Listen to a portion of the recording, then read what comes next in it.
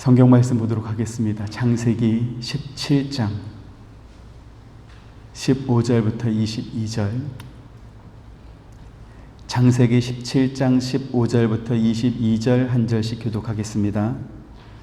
하나님이 또 아브라함에게 이르시되 네 아내 사레는 이름을 사레라 하지 말고 사라라 하라.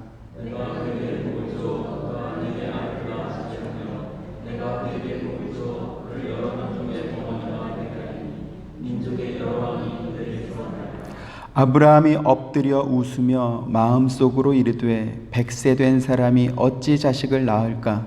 사라는 90세니 어찌 출산하리요 하고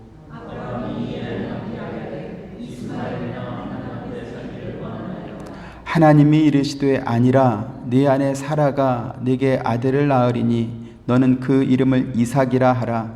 내가 그와 내 언약을 세우리니 그의 후손에게 영원한 언약이 되리라.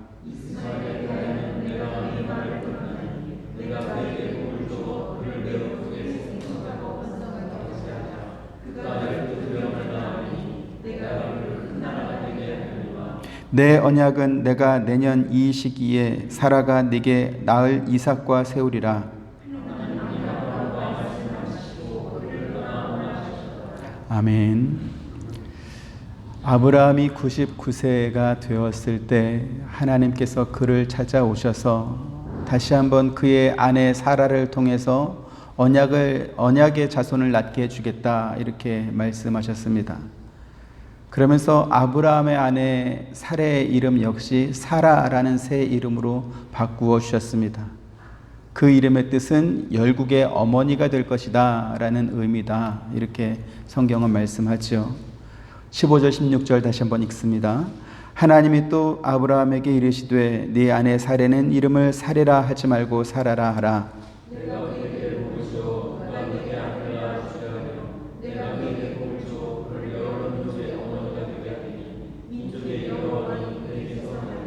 아멘. 네.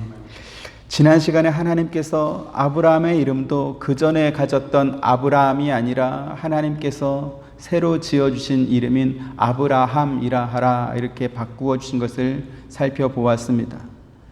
단지 그의 이름만 바꾸어 주신 것이 아니라 그의 몸에 할례도 행하게 하셨지요. 그래서 이제 그 후로 태어난 아브라함의 직계 자손이나 후손뿐만 아니라 그의 집에 속한 모든 남자들, 즉 돈으로 사온 종들까지 모두 할례를 받게 하셨습니다. 그래서 유대인들은 태어난 아기에게 8일 만에 할례를 주면서 이름을 지어준다 이렇게 또 말씀을 드렸지요. 그것의 의미는 하나님의 언약의 백성이 된 것을 그 아이의 몸에 행한 할례와 더불어 그 아이에게 지어준 이름으로 기억하게 하기 위함이었다 이렇게 또 말씀을 드렸습니다. 같은 맥락에서 신약의 성도들도 세례를 받으면서 성도라고 하는 새 이름을 받습니다. 이것은 신약의 성도들 역시 그리스도 안에서 아브라함과 같은 언약의 백성이 되었다라는 것을 성도라는 새 이름을 통해 확인하게 한 것입니다. 그래서 그리스도 안에서 새로운 피조물이 된 성도들은 그리스도 안에서 뜻을 합하여 한 마음으로 서로를 돌아보고 또 그 이름에 합당한 삶을 살아가는 것입니다. 빌립보서 2장 1절부터 5절 한 절씩 또 봅니다. 그러므로 그리스도 안에 무슨 권면이나 사랑의 무슨 위로나 성령의 무슨 교제나 긍휼이나 자비가 있거든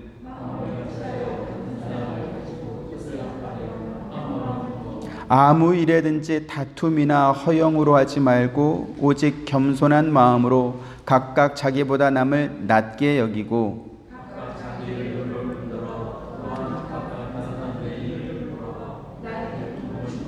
같이 너희 안에 이 마음을 품으라 곧 그리스도 예수의 마음이니 이랬습니다. 우리 안에 그리스도 예수의 마음을 품고 그의 합당한 삶을 사는 것은 세상 종교를 믿는 사람들이 자기의 소원을 이루려고 종교성을 발휘하는 것과는 근본적으로 내용이 다릅니다. 그들이 종교성을 발휘하고 신에게 잘 보이기 위해서 착한 일을 하는 이유는 그와 같은 행위를 통해서 신에게 좋은 점수를 받아서 결국 자기 소원을 이루려고 하는 것입니다. 하지만 우리가 그리스도 예수의 마음을 품고 다툼이나 허영이 아니라 겸손한 마음으로 다른 사람들의 일을 돌아보는 이유는 자기 소원을 이루기 위해서 그렇게 하는 것이 아니다라는 것이죠. 우리에게 주신 새 이름, 곧 성도의 이름에 합당한 삶을 우리가 살아가는 것입니다. 다음 시간에 우리가 살펴보도록 하겠지만 하나님께서 바꾸어 주신 새 이름으로 살게 된 아브라함과 사라는 바뀐 이름에 합당한 삶을 살아가는 것을 우리가 이제 성경을 통해서 확인하게 될 것입니다. 그런데요, 하나님께서 아브라함을 의로 여겨주시고 아브라함과 사라에게 새 이름을 주셨어도 아브라함의 믿음은 즉시 변하지 않았습니다. 이전에는 아브라함이었는데 이제는 아브라함이 됐고, 이전에는 사레였는데 이제는 사라가 되었고, 그래서 새 이름도 받고 할례도 받고 또 언약도 확증받고 그랬으니까 즉시 괜찮은 사람으로 변했냐? 그렇지 않았다라는 것이죠. 17절 말씀 같이 봅니다. 아브라함이 엎드려 웃으며 마음속으로 이르되 100세 된 사람이 어찌 자식을 낳을까? 사라는 90세니 어찌 출산하리요? 하고 이랬습니다. 어른과 어린아이가 다른 점은, 어린아이는 자기 마음에 있는 생각을 솔직하게 이렇게 말로 표현하지만 어른들은 마음속의 생각을 입으로 이렇게 즉시 내는 것에 굉장히 신중합니다. 마음에 있는 생각이 있다 할지라도 입 밖으로 내지 않을 때가 많다라는 것이죠. 전능하신 하나님께서 99세의 아브라함을 찾아오셨을 때 아브라함은 감히 하나님 앞에 얼굴을 들지 못하고 땅바닥에 엎드려서 하나님의 말씀을 들었던 것으로 그렇게 보입니다. 그렇게 엎드려 있는 아브라함에게 하나님께서는 내가 사라에게 복을 주어 그가 네게 아들을 낳아주게 하겠다 이렇게 말씀했습니다. 그런데 엎드려서 그 하나님 말씀을 듣고 있던 아브라함은 자기도 모르게 이렇게 웃음이 피식 나왔습니다. 내 나이가 지금 100살이 다 됐고 아내도 90살이 다 됐는데 그 할머니가 어떻게 아들을 낳겠냐, 이런 생각을 했던 것이죠.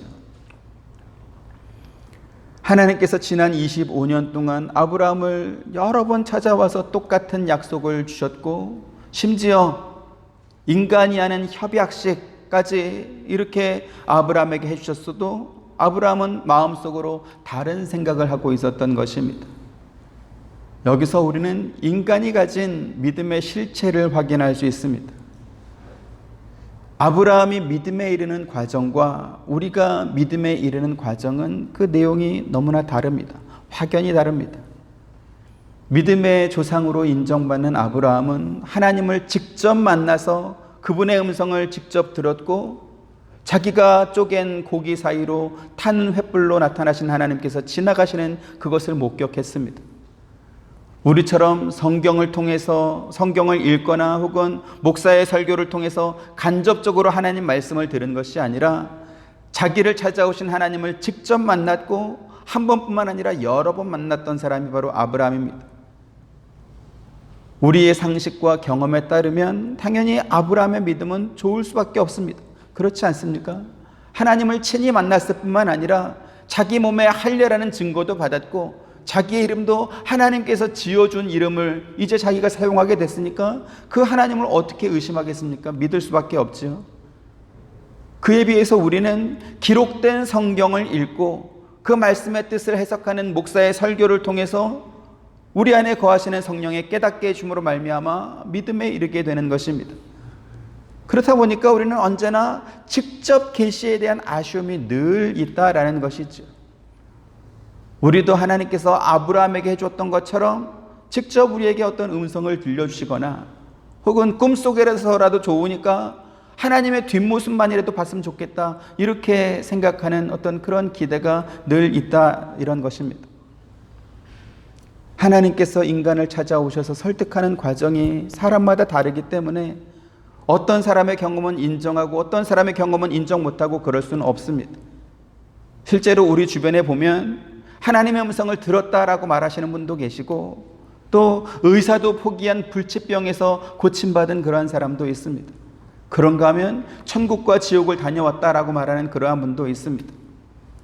그런데요, 남과 다른 경험으로 하나님의 임재를 경험했다고 해서 그것 자체가 그 사람의 믿음을 이렇게 굉장히 좋다 이렇게 증명해 주거나 혹은 보증해 주는 것은 아니다라는 것을 오늘 성경을 통해서 우리가 확인할 수 있는 것입니다. 본문의 아브라함을 한번 보시기 바랍니다. 아브라함은 하나님을 꿈속에서 만난 것이 아니고 또 인생에서 잊지 못할 한 번의 경험이나 추억으로 딱 한 번 만난 것이 아닙니다. 하나님께서 여러 번 아브라함을 찾아오셨고 만나 주셨고 그의 어떤 인간의 경험에서 익숙한 방법으로 하나님께서 약속의 증거를 주셨습니다. 그러면 도대체 왜 하나님께서는 이렇게 한 번만 아니라 시간을 두고 계속해서 아브라함을 찾아와서 똑같은 약속을 반복해 주셨어야 했을까라는 그러한 의문점이 우리에게 남는 것입니다. 75세의 아브라함은 하나님의 말씀을 듣고 고향 땅을 떠났습니다. 85세에는 타는 횃불로 저주의 서약식까지 해주시는 그 하나님을 만났습니다. 그러나 그럼에도 불구하고 아브라함은 여전히 하나님보다는 자기 자신을 신뢰하는 모습을 우리가 성경을 통해서 보는 것이죠. 하나님께서 아브라함과 사라를 통해서 낳을 자식으로 큰 민족을 이루게 해주겠다. 그를 통해서 나의 구원의 역사를 이루겠다. 이렇게 말씀한 것이 한두 번이 아닙니다. 하지만 아브라함은 그 하나님의 약속을 믿지 못하고 있습니다. 무엇을 믿지 못하는 것입니까? 하나님을 믿지 못하는 것은 아닙니다. 하나님께서는 어떤 일도 능히 하실 수 있는 분이라는 것은 아브라함이 충분히 믿습니다. 근데 믿지 못하는 것이 있죠. 무엇입니까? 하나님의 약속이 이루어지려면 자기와 자기 부인을 통해서 이루어져야 되겠는데, 근데 100살 된 자기 몸도 믿지 못하겠고 90살 된 자기 부인의 몸도 믿지 못하겠는 것입니다. 그렇다 보니까 하나님께서 90세가 된 사라를 통해서 아들을 낳게 주겠다 이렇게 말씀하니까 엎드려서 웃으면서 마음속으로 내가 지금 나이가 100살인데 어떻게 아들을 낳겠는가 이렇게 생각했던 것입니다. 그리고 마음으로 생각했던 이 아브라함의 어떤 그 생각이 급기야는 입 밖으로 튀어나오고 말았습니다. 18절 같이 보시죠. 시작. 아브라함이 이에 하나님께 아뢰되 이스마엘이나 하나님 앞에 살기를 원하나이다 이랬습니다. 그나마 내가 몸에 힘이 있고 조금이라도 가능성이 남아있을 때도 생기지 않았던 그 아들이 이제 와서 어떻게 생길 수 있겠는가라는 그러한 말씀을 하나님께 드리는 것이죠. 그러면서 아브라함은 자기가 생각할 수 있는 가장 현실적인 방법으로 하나님께서 갖고 계신 부담을 좀 덜어주려고 했습니다. 무엇입니까? 하나님, 전 괜찮습니다. 제 아들 이스마엘이나 하나님 앞에서 잘 살길 원합니다. 왜 하나님께서 자기를 계속 이렇게 찾아오시는지, 왜 하나님께서 아브라함에게 주셨던 그 약속을 즉시 이루어주지 않으시고 25년이나 시간을 끄셨는지 아브라함은 전혀 몰랐습니다. 여러분은 왜 하나님께서 아브라함에게 약속하셨던 그 약속을 바로 이루어주지 않고 25년이나 시간을 끌었다고 생각하십니까? 뱀의 미혹을 받은 아담과 하와가 에덴 동산에서 선악과를 보면서 느꼈던 감정이 있었습니다. 뭐죠? 먹음직스럽고 보암직스럽고 지혜롭게 할 만큼 탐스러워 보이는 것이었습니다. 그것만 먹으면 자기들도 하나님처럼 될 것처럼 그렇게 생각이 들었습니다. 그런데 그것은 그들의 착각이었죠. 실제는 어땠습니까? 그것을 먹으면 반드시 죽으리라 하나님께서 단호하고도 분명한 경고의 말씀을 이미 그들에게 주셨습니다. 창세기 2장 17절 같이 보시죠. 시작. 선악을 알게 하는 나무의 열매는 먹지 말라. 네가 먹는 날에는 반드시 죽으리라 하시니라. 이렇게 반드시 죽으리라는 분명한 경고를 받았음에도 불구하고 뱀의 유혹을 받아서 마음을 그 강하게 그 선악과라는 나무의 열매의 마음을 빼앗기고 나니까 하나님께서 그들에게 주셨던 경고 따위는 전혀 두렵지 않았습니다. 그리고 급기야 그 선악과를 따먹고 말았습니다. 타락한 인간이 가진 가장 큰 문제는 무엇이냐? 쥐뿔도 없으면서 자존심만 세다라는 것입니다. 거기에 더해서 자기가 하나님을 위해 줄 수 있다라고 생각하는 것입니다. 선악과를 따먹고 나서 선악을 아는 기준이 하나님처럼 되고 나니까 피조물인 주제에 자기가 마치 창조주인 양 하나님처럼 생각하고 하나님처럼 행동하게 되었다라는 것입니다.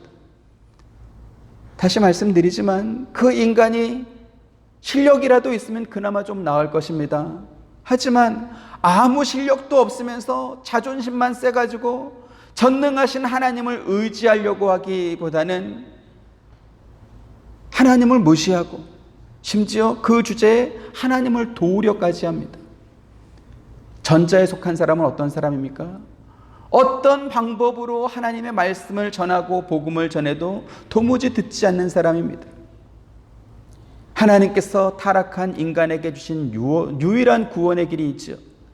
예수 그리스도를 믿으면 구원받는다라는 것입니다. 하지만 그 복음을 받아들이려고 하지 않을 뿐만 아니라 심지어 질색하고 싫어하기까지 합니다. 예수 믿으세요. 우리 같이 교회 갑시다. 이러면 그런 말 하려면 다시는 나랑 만나려고 하지 마라. 이렇게 협박도 합니다. 불확실한 자신의 미래가 불안해서 무당이나 점치는 사람을 찾아가서 자기의 미래를 묻고 그 점괘를 의지하는 사람이 정작 창조주인 하나님은 의지하려고 하지 않습니다. 자기보다 지위가 높거나 혹은 힘이 센 사람, 돈이 많거나 권력이 있는 사람에게는 고개를 숙이고 그 사람과 친해지려고 하여간 애를 쓰면서도 천지를 창조하신 전능하신 하나님에 대해서는 하찮게 여기고 무시하는 것입니다. 아이러니지 않습니까? 노아 시대 사람들은 홍수로 땅이 잠겨서 산 위에 지어놓은 그 방주가 그 물에 뜰 때까지도 심판을 경고하신 하나님의 말씀을 듣지 않고 자기 마음대로 살았습니다. 롯의 사위들 역시 소돔성의 심판을 경고하시는 하나님의 그 경고를, 그 말씀을 농담으로 여겼습니다. 바울은 고린도전서에서 이런 말씀을 합니다. 고린도전서 1장 18절 같이 보시죠. 시작. 십자가의 도가 멸망하는 자들에게는 미련한 것이요 구원을 받는 우리에게는 하나님의 능력이라. 아멘.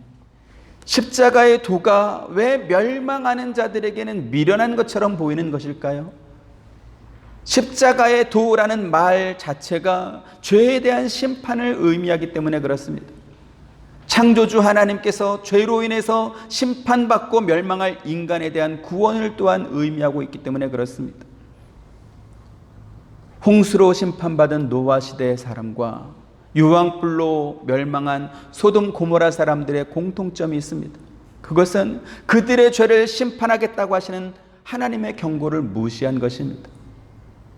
그러면 하나님의 택한 백성으로서 하나님께서 갈라주신 홍해를 건너고 광야에서 하나님께서 내려주신 만나를 먹었던 이스라엘 백성들은 어땠을까요? 그들은 노아 시대 사람이나 소돔 고모라 사람들과는 달랐을까요? 아니요, 그들 역시 다르지 않았습니다. 그들을 구원하신 하나님의 뜻을 알려고 하기보다는 그들을 추격해오는 애굽의 기병들과 마병들을 보면서 차라리 우리가 그냥 애굽의 종으로 살도록 내버려 두지 뭐 하려고 우리를 여기까지 데리고 왔냐 하나님께 원망했습니다. 갈라진 바닷속에 그 마른 땅을 건너간 사람이 몇이나 있겠습니까? 아마 모세와 함께 그 길을 건넜던 사람들 외에는 아무도 없을 것입니다. 게다가 애굽의 그 정예 부대는 자기들이 걸어서 건너온 그 바다에 빠져 다 죽었습니다. 그런데 그런 기적을 경험하고도 이스라엘 백성들은 여전히 애굽에서 자기들이 종으로 살 때 먹었던 음식을 그리워하면서 온 족속이 울면서 하나님을 원망했습니다. 민수기 11장 5절 6절 우리가 애굽에 있을 때에는 값없이 생선과 오이와 참외와 부추와 파와 마늘들을 먹은 것이 생각나거늘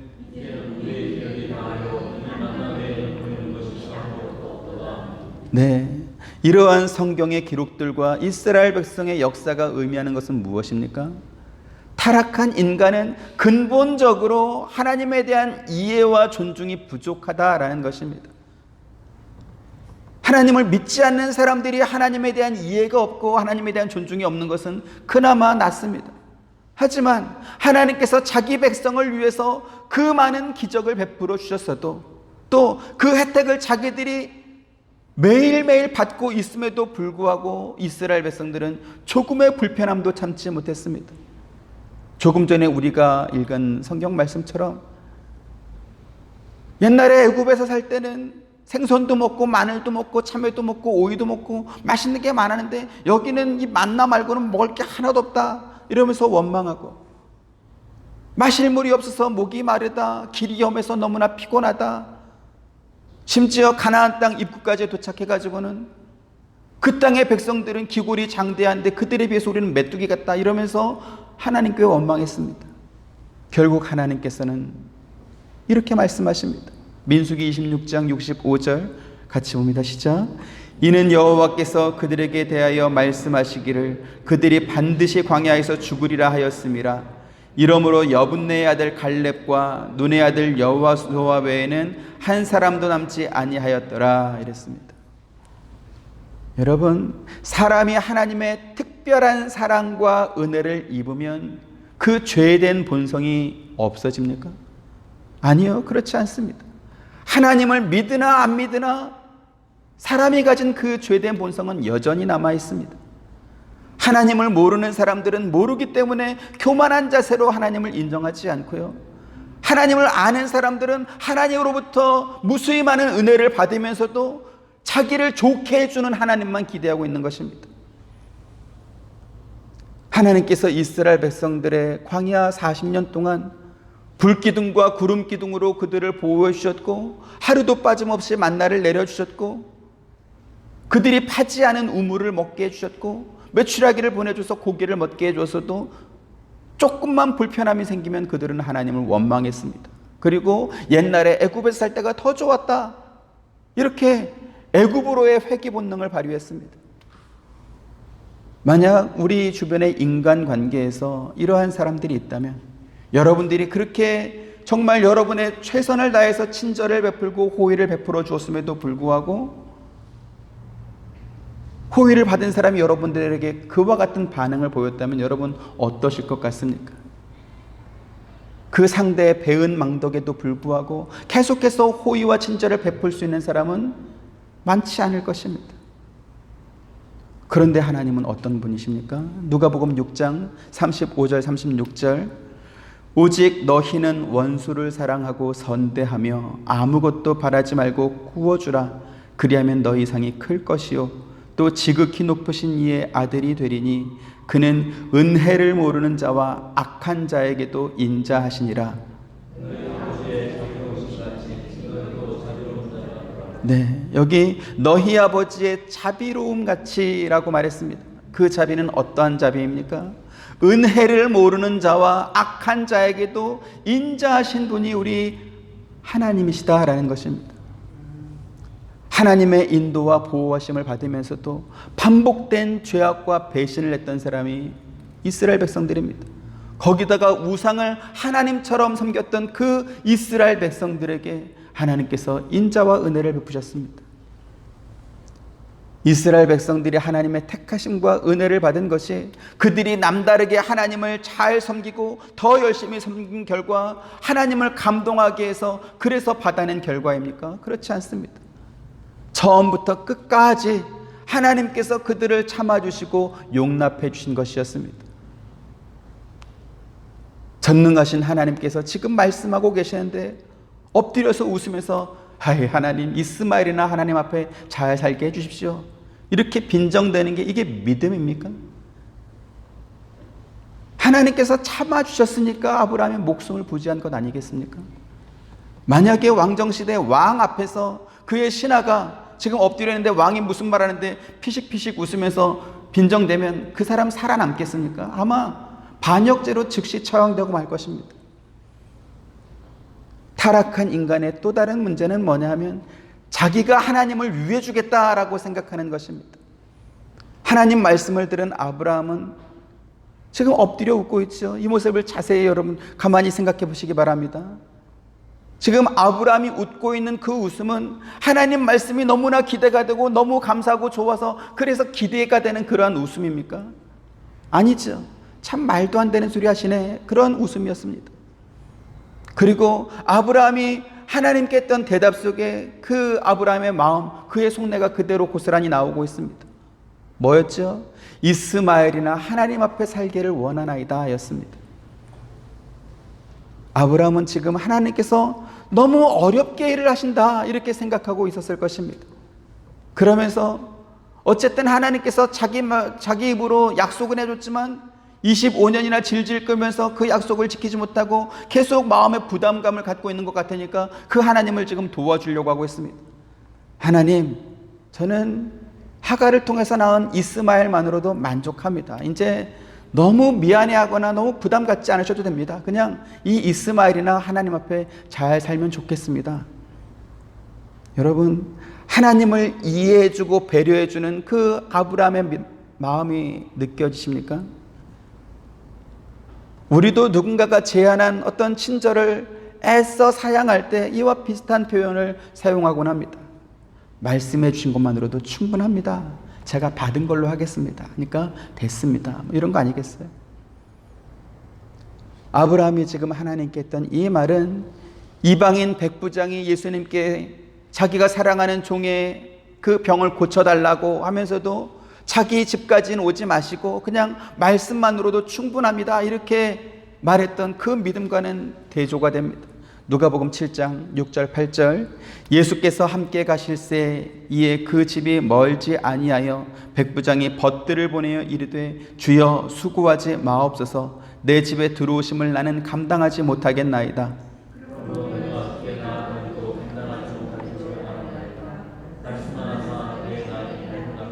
같이 나도 남의 수하에 든 사람이요 내 아래에도 병사가 있으니 이더러 가라 하면 가고 저더러 오라 하면 오고 내 종더러 이것을 하라 하면 하나이다 이랬습니다. 군인이었던 이방인 백부장은 예수님께서 단지 말씀만 하셔도 아픈 자기 종이 나을 수 있다는 것을 믿었습니다. 왜요? 군대라고 하는 체계 자체가 사령관이 모든 훈련과 모든 전장에 다 직접 참가하지 않을지라도 작전 지시 명령만 내리면 자기들 부하에 의해서 자기가 명령한 모든 것들이 이루어지는 것을 알고 있었기 때문에 그렇습니다. 백부장의 말을 전해 들은 예수님께서는 그의 믿음을 놀랍게 여기면서 이렇게 칭찬했습니다.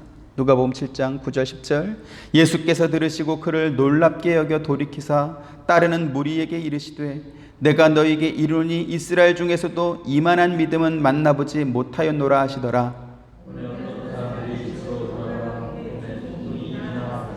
네, 지금 아브라함과 이방인 백부장 두 사람 모두 인간의 경험에 기반한 대답을 하나님께 그리고 예수님께 했습니다. 아브라함은 100년을 산 인생의 경험에 대답을 했고 백부장은 군인으로서의 직업적 경험으로 예수님께 대답을 했습니다. 그리고 두 사람 모두 명목적으로는 하나님을 위하고 예수님을 위하는 쪽으로 대답을 한 것으로 보입니다. 하지만 이방인 백부장이 한 이 말은 예수님도 놀라실 만큼 칭찬받을 만한 말이었다면 아브라함의 이 말은 하나님께서 아니다 라고 하며 바로 잡아줘야 되는 그러한 말이었습니다. 19절 같이 보시죠. 시작. 하나님이 이르시되 아니라 내 아내 사라가 내게 아들을 낳으리니 너는 그 이름을 이삭이라 하라. 내가 그와 내 언약을 세우리니 그의 후손에게 영원한 언약이 되리라. 네. 여기서 우리는 하나님께서 우리에게 요구하시는 믿음과 우리가 생각하는 믿음이 서로 다르다라는 것을 확인할 수 있습니다. 하나님께서는 아브라함이 자기 인생의 경험을 근거로 해서 하나님을 편들어주고 하나님을 위해주는 그런 믿음을 요구한 적이 없습니다. 오히려 하나님께서는 아브라함의 그러한 생각이 완전히 무너지고 하나님 앞에 전적으로 항복하여 오직 하나님만 믿을 수 있는 사람이 될 때까지 기다리셨습니다. 그렇게 아브라함이 자기 자신을 완전히 포기할 때까지 걸린 시간이 25년이었다라는 것이죠. 히브리서 11장 6절 같이 봅니다. 시작. 믿음이 없이는 하나님을 기쁘시게 하지 못하나니 하나님께 나아가는 자는 반드시 그가 계신 것과 또한 그가 자기를 찾는 자들에게 상 주시는 이심을 믿어야 할지니라 이랬습니다. 히브리서 11장은 성경 전체에서 믿음장이라고 불릴 만큼 믿음에 관한 설명이 잘 되어 있는 책입니다. 그런데 성경에서 설명하는 하나님을 기쁘시게 하는 믿음은 우리가 생각하는 하나님을 기쁘시게 하는 믿음과 그 내용 면에서 많이 다르다는 것을 우리가 알 수 있습니다. 우리가 생각하는 하나님을 기쁘시게 하는 믿음은 무엇입니까? 다분히 물질적이고 외형적이고 성공지향적입니다. 그래서 한동안 교회마다 크고 아름다운 예배당 짓는 것을 우리 성도들이 가질 수 있는 가장 큰 믿음이다, 그렇게 가르쳤습니다. 그렇다 보니까 재개발, 재건축되는 그 지역마다 종교부지에 크고 아름다운 교회들이 들어섰고 동네마다 교회를 짓는 공사가 굉장히 많이 있었습니다. 예수님의 제자들이 예루살렘 성전의 아름다움과 그 건축물과 또 헌금으로 꾸민 것들을 예수님께 자랑하면서 그러한 것들이 하나님께 영광이 되지 않겠느냐 이렇게 물었을 때 예수님께서 이런 대답을 하셨습니다. 누가복음 21장 5절 6절 어떤 사람들이 성전을 가리켜 그 아름다운 돌과 헌물로 꾸민 것들을 말하며 예수께서 이르시되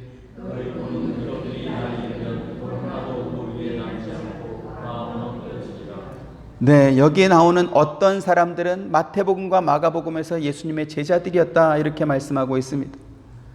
하나님께서 기뻐하시는 성전은 아름다운 돌과 헌물로 꾸민 그러한 기물들이 아니다라는 것이죠. 그러면 하나님께서 기뻐하는 성전은 어떤 것입니까? 고린도전서 3장 16절 17절 너희는 너희가 하나님의 성전인 것과 하나님의 성령이 너희 안에 계시는 것을 알지 못하느냐.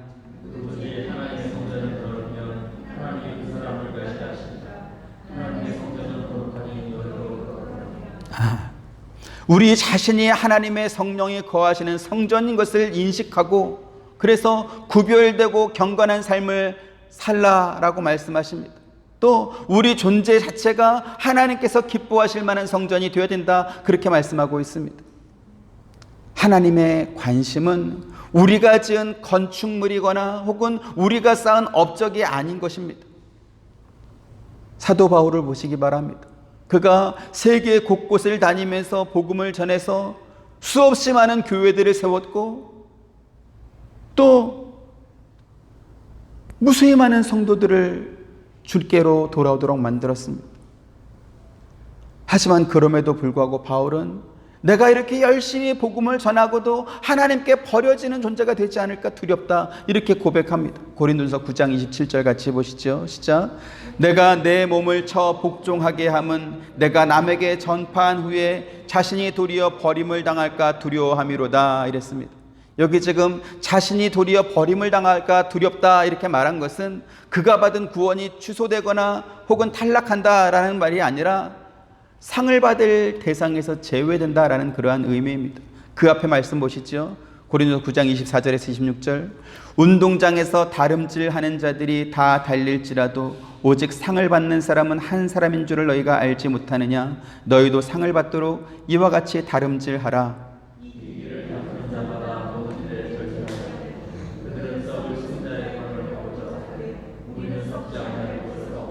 같이 그러므로 나는 다름질하기를 향방 없는 것 같이 아니하고 싸우기를 허공을 치는 것 같이 아니하며 이랬습니다. 바울은 믿음의 원리를 설명하면서 경기하는 선수들을 자주 예로 들었습니다. 중요한 경기를 앞둔 선수라면 시합 전에 음식도 조절하고 놀고 싶은 마음도 이렇게 자중하고 절제하고 승리자의 관을 얻기 위해서 최선의 노력을 다하지 않습니까? 운동장에 달리기 하는 사람들은 입은 유니폼도 가장 가벼운 옷으로 또 신발도 1g이라도 더 줄이기 위해서 애를 쓰지 않습니까?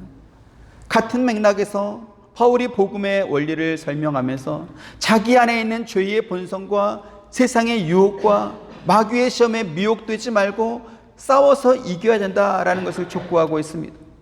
그러기 위해서 절제도 필요하고 포기도 필요하고 인내도 필요하다라는 것이죠. 바울이 두렵다라고 말한 뜻이 바로 여기에 있습니다.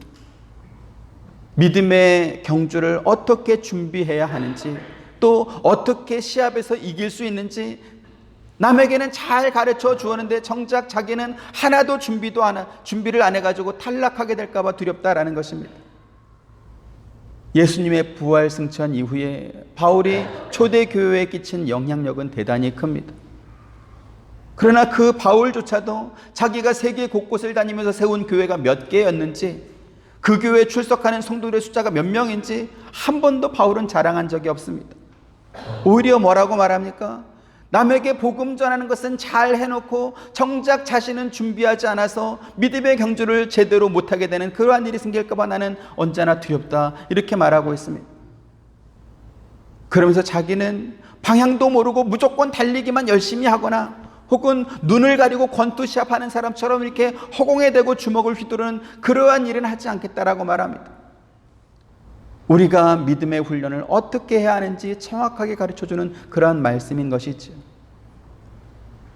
아브라함이 하나님께 이스마엘이나 하나님 앞에 살기를 원하나이다 라고 말한 것은 지금까지 아브라함이 붙잡고 있던 그 하나님에 대한 약속에 대한 끈이 하나님의 말씀이 아니라 이스마엘이었다라는 것을 우리가 확인할 수 있습니다.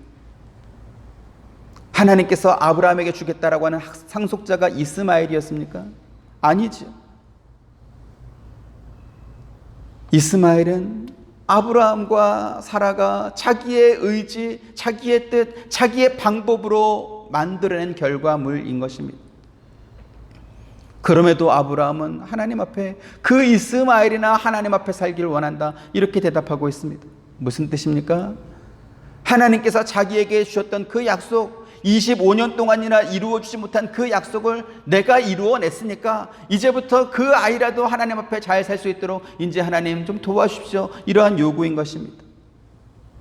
우리가 범하기 쉬운 실수도 아브라함이 하나님에게 말했던 이것과 대단히 비슷할 수 있습니다.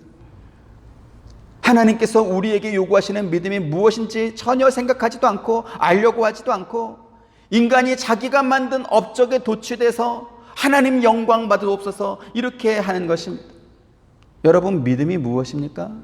믿음은 내 생각대로가 아니고 하나님께서 말씀하신 대로가 믿음인 줄 믿습니다. 내 경험대로가 아니고요, 모두가 영광이라고 생각하는, 그렇게 말하고 주장하는 것을 따라서도 아닌 것입니다. 오카는 목사님, 하용조 목사님 등과 함께 한국 교회에서 존경받는 원로 목사님이신 홍정길 목사님께서 몇 년 전에 목회자 세미나에서 이런 말씀을 하셨습니다. 여러분, 우리는 무엇을 보고 있습니까? 우리의 관심은 나를 둘러싸고 있는 것에 있지 않습니까?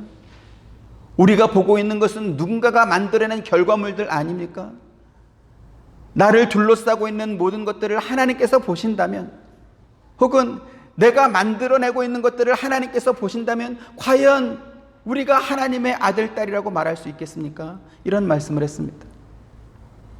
실제로 홍정길 목사님은 앞서 말씀드렸던 그 목사님들과 함께 미국 유학 후에 한국에 돌아오시면서 한국교회 성경 공부와 제자 훈련과 또 상처 치유 상담 목회를 교회 안으로 끌어온 것에 대해서 공개적으로 회개한 바가 있습니다. 체계적으로 잘 갖추어진 그런 프로그램들을 통해서 외적으로 교회가 부흥하고 또 양적으로 성장한 면은 분명히 있었지만 성도들의 실질적인 삶의 변화를 끌어내지 못했다라는 그러한 자책이었던 것입니다. 그러면서 그 과정들을 수료한 사람들의 경력을 이런 졸업장과 같은 것으로 인정해 줌으로 말미암아 성도들이 성도로서 사는 삶은 하나도 하지 않고 그런 것들을 수료했다는 자랑만 남았다, 이렇게 단식했습니다.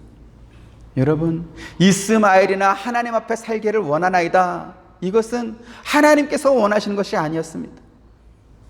하나님께서는 아브라함이 100세에 낳은 언약의 후손인 그 이삭을 통해서 자신의 구원 역사를 이루어가길 원하셨다라는 것이지.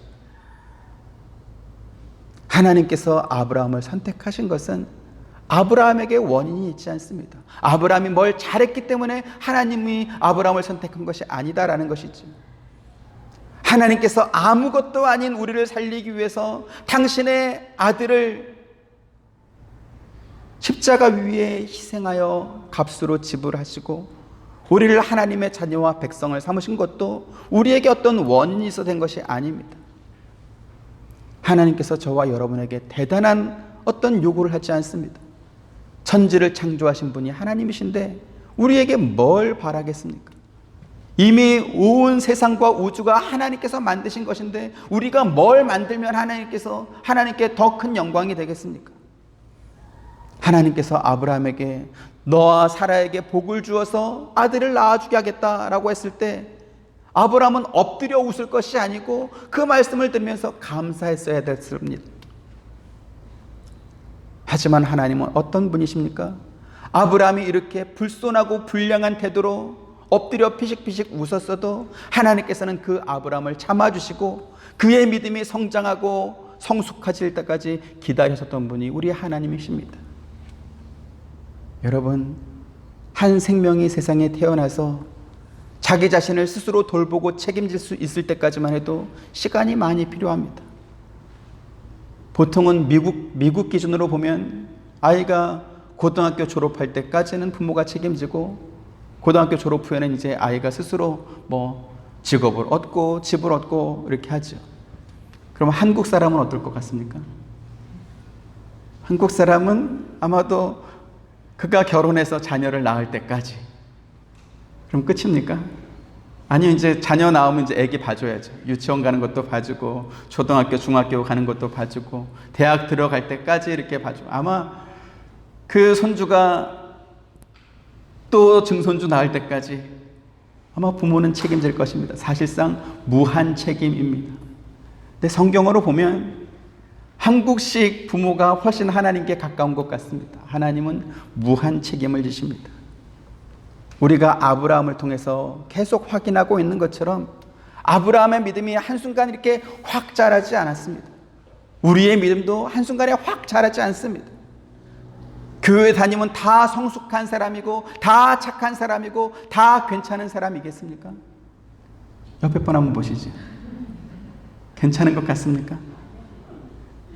인제 태어난 사람, 인제 옹알이 하는 사람, 인제 막 걸음마 막 뗀 사람, 사춘기 방황하는 청소년처럼 이렇게 불만이 많은 사람, 인제는 조금 자기 구실하는 사람, 교회 안에 다 있습니다. 하나님께서는 당신이 말씀하고 있는데 엎드려 피식피식 웃고 빈정대는 말을 하는 이 아브라함도 참아주고 있습니다. 왜요? 그 하나님이 아브라함의 아버지였기 때문에 그렇습니다. 그리고 그 하나님이 저와 여러분의 아버지인 줄 믿습니다. 그러면서 너희들도 아버지의 마음을 본받으라고 말씀합니다. 저와 여러분, 우리 하와이 서부 장로교회도 이 아버지의 마음을 본받을 수 있게 되기를 주님의 이름으로 축원드립니다. 무엇보다 우리는 하나님의 말씀을 믿고 하나님께서 이루어 가실 하나님의 일을 기대하면서 바울이 가르쳐준 말씀처럼 자기 자신을 돌아보는 싸움을 잘 해내시기를 주님의 이름으로 축원드립니다.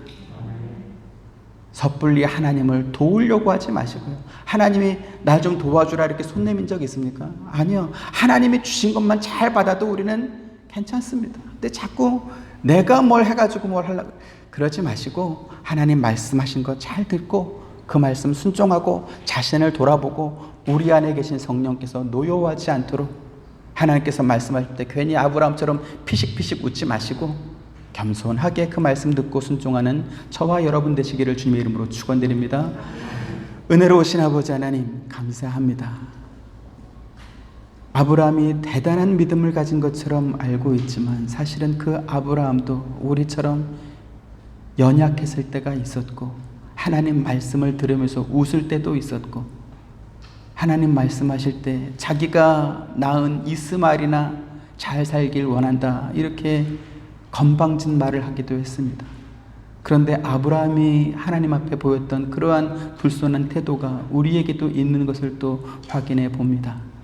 우리의 믿음이 좀 더 자라고 성숙해질 수 있도록 은혜 더하여 주옵소서. 그리스도의 피 흘려 주신 새 이름인 성도라는 이름에 부합한 삶을 살아갈 수 있도록 인도해 주시고, 오늘 주신 말씀처럼 아버지의 마음을 우리도 본받아서 참아주고 인내해주고 기다려주고, 그래서 함께 그리스도의 장성한 분량까지 성숙한 믿음을 만들어 나가는 우리 모두가 되도록 은혜 더하여 주옵소서. 예수님의 이름으로 기도합니다. 아멘. 지금은 우리 주 예수 그리스도의 은혜와 하나님의 크신 사랑과 보혜사 성령님의 감화감동 교통하심이 주님의 마음을 본받기를 원하는 사랑하는 모든 성도들의 머리 위에와 가정과 생업과 하시는 모든 일들 가운데 지금부터 영원토록 함께 있기를 축원하옵나이다. 아멘.